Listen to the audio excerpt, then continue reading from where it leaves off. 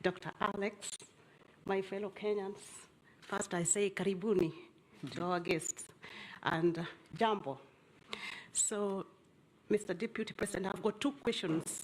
First of all, let me just say, my name is Rosemary Adigor, and I'm the PR and Marketing Director for Azimio UK chapter. So I've got two questions for you. First, when you formed the government with His Excellency President Kenyatta, he treated you more like a principal. And in that case, you were given some of the most powerful dockets that, as any deputy president, we've never seen that sort of. So that was generosity from his part. But you also played because you also brought the number with you. So it was like this. So what I want to ask is, what are you going to do different, having seen the level of corruption and unprecedented corruption that engulfed our country to an extent whereby people can't even afford to buy milk, people can't even afford to buy even just oil, and yet we have people who they are just rolling in lots of money. They are just, they can have a car from Monday to Sunday, and Kenyans are starving.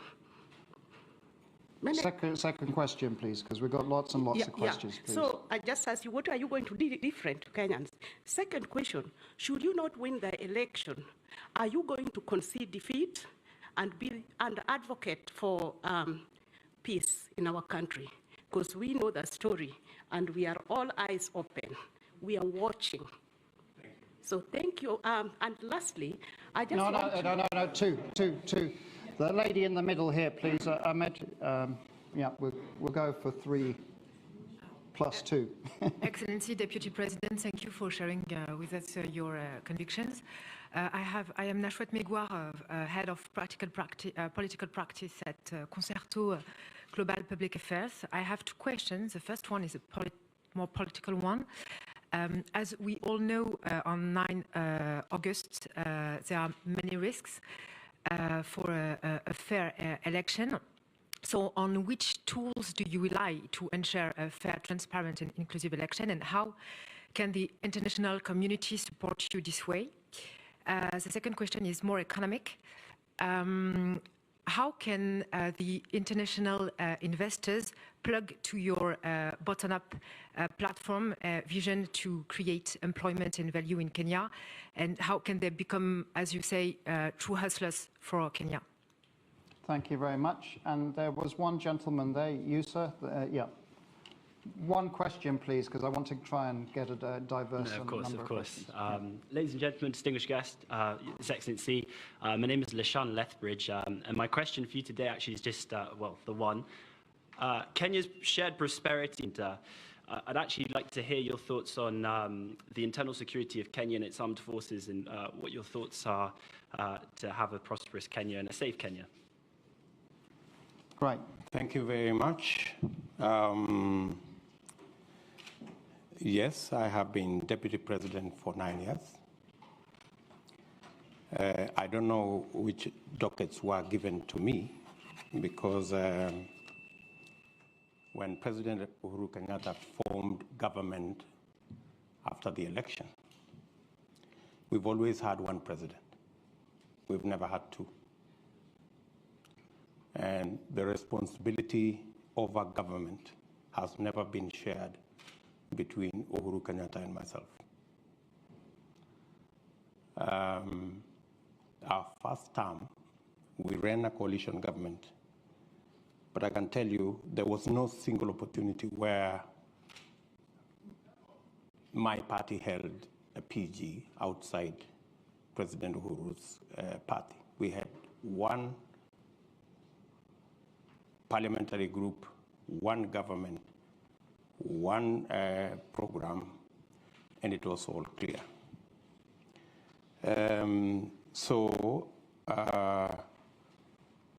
There were no dockets that were given to me. I didn't appoint no minister anywhere. Everybody was appointed by the President of Kenya.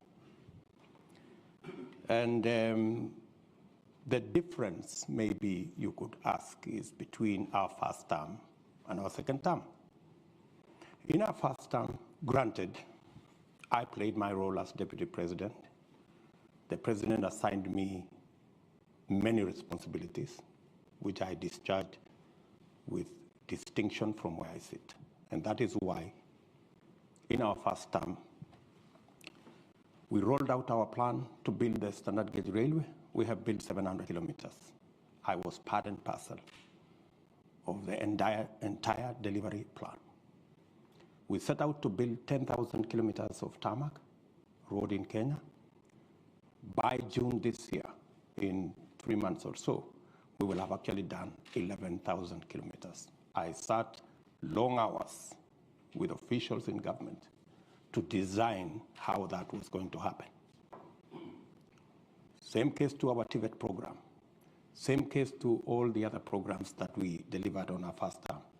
And to demonstrate our success, we were re-elected in our second term with twice the margin we had been elected in 2013, clearly demonstrating that the people of Kenya were happy with our delivery.